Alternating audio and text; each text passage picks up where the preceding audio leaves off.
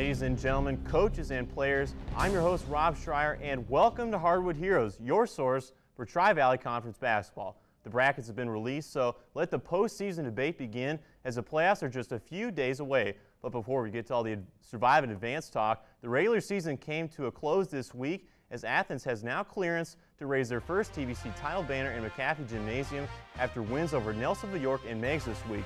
Vinton County wrapped up second place in the league with a solid win over Alexander, and Belfry asserted itself in the TVC Ohio franchise division, hanging 90 points on Nelsonville-York Thursday to wrap up a third-place conference finish. But without further ado, let's go across Athens County for a team-by-team playoff preview, starting with the TVC Ohio champion Bulldogs.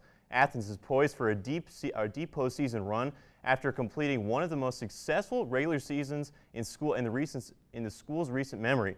The big three of Colin Foff, Frank Valentor, and Corey Butcher look to continue their momentum in the Division II tournament as the second-seeded Bulldogs will face SUAL foe Gallia Academy. And for more on the Athens playoff picture, we're going to talk now to Mark Pierce. And Mark, both Gallia and Athens like to slow it down offensively. Does that benefit Athens? Absolutely. Since they do like to slow it down, that'll play in Athens' favor because they've been playing against teams all year that have tried to pick up the pace, to speed things up. And Athens likes to control the ball. They like to move it around, look for open shots, and take their time. And this is exactly what they're going to get to do this game because that's exactly what Gallia wants to do. But Athens is the better team.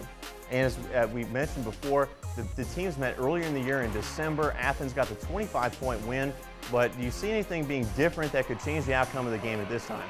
Oh yeah, for Gallia especially, they're getting their leading scorer back, Nick Mitchell.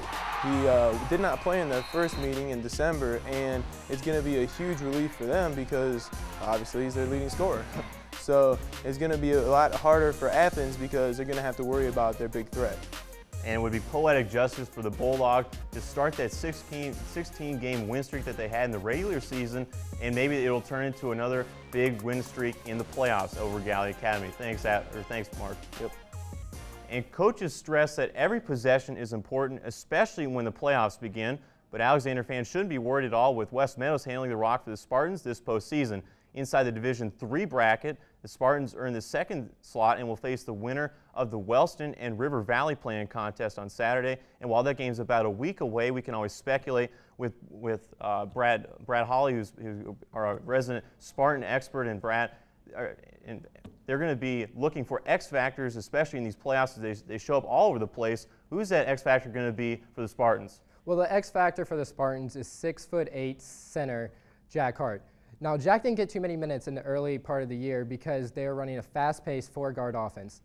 Now they're slowing it down and integrating Hart more into the offense. And you know, Rob, every good team in the postseason needs that dominant center. And if Jack Hart's able to get on pace, how does that benefit the rest of the club? It benefits the rest of the club because on offense, if he can be dominant, they'll have to force double teams, and that will have open shots for shooters like Zach Bobo and West Meadows. And defensively, with a 6'8" frame, Jack Hart, will be able to slow down the penetration and be a big hole in the middle of the paint. And regardless, Coach Guthrie's going to have that team ready, as the Alexander mantra has nowhere in their clause to have any excuses. Thanks, Brad.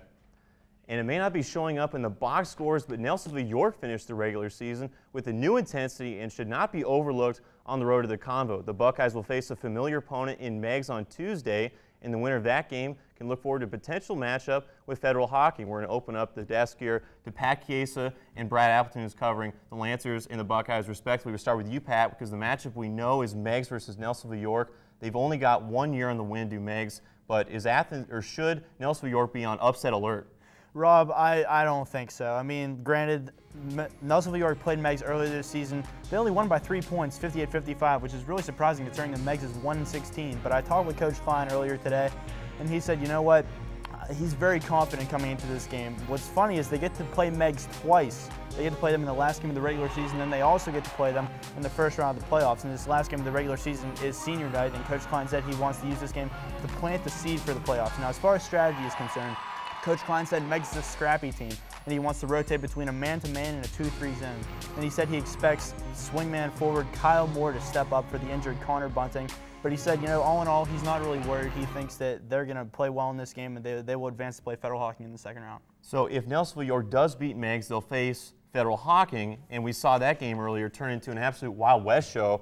Will history repeat itself if Tyler Thompson and Daniel Klein step on the hardwood again? Well, Rob, I don't really believe that the 10-point differential at the end of the game really gave that game justice. It seemed to be kind of a back-and-forth contest the whole time, and I really felt that it seemed a lot closer than 10 points at the end there. And junior Ryan Rex for Fed Hoc, he had to sit out that game due to a knee injury, so you could tell looking at him on the bench, he really wanted to get out there, so he could be a huge difference maker if these two teams face each other again. But one thing that Fed Hoc needs to do differently this time is they need to take the ball to the basket. Tyler Thompson, who's been solid for them, hitting the 3 points all season, started taking the ball to the hoop against Waterford, and he scored 33. So that could also be a huge difference maker.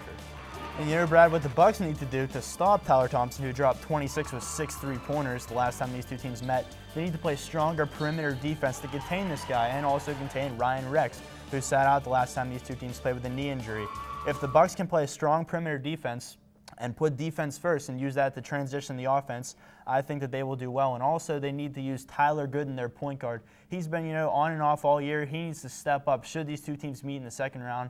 And if he can do that, I think that Nelsonville things might work out for the Buckeyes. Right. So it's fairly obvious that defense will be a huge factor in this matchup. And there really wasn't a lot of defense in the first matchup, but they've had some time to practice, and really it should be almost a different game. So thanks, Pat and Brad.